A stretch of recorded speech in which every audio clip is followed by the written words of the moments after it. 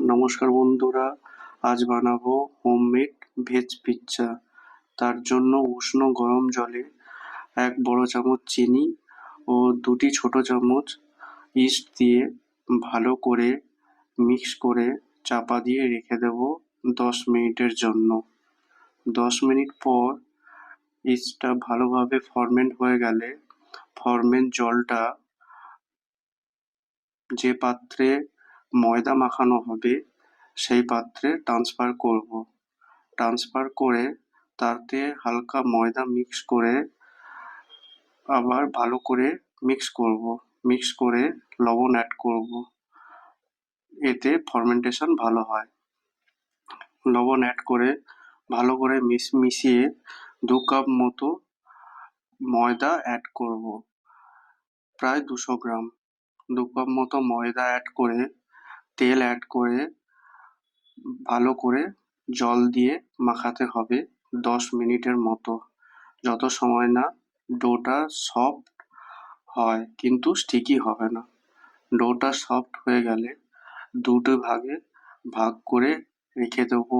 উপরে তেল ব্রাশ করে হালকা ভিজে কাপড় চাপা দিয়ে 10 মিনিট। 10 মিনিট পর কাপড় সরিয়ে একটা ঢাকনা লাগিয়ে রেখে দেবো।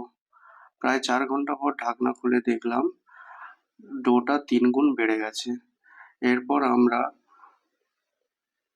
ভেজগুলো কেটে নেব।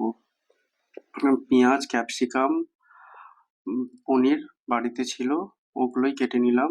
নিয়ে একটু ময়দা ছড়িয়ে হাতের সাহায্যে গোল করে মেখে গোল করে নেব ডোগুলোকে। ডোগুলো গোল হয়ে গেলে স্টিলের পাত্রের মধ্যে তুলে নিলাম। তুলে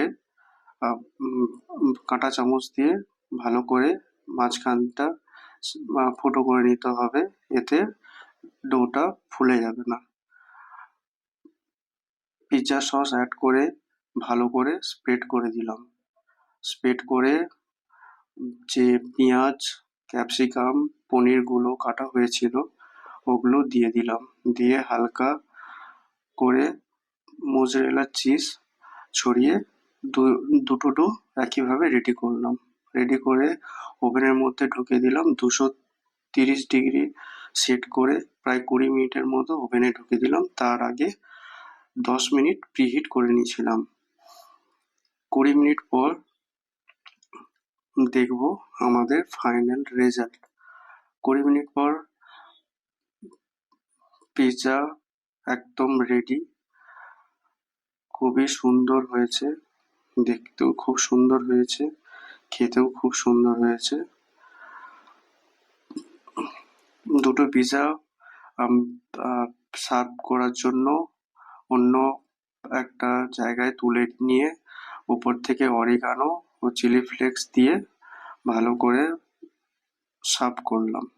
কেমন হয়েছে জানাবেন, ভালো লাগলে সাবস্ক্রাইব করবেন। Thank you. বাড়িতে তৈরি করুন, বাড়িতেই খান।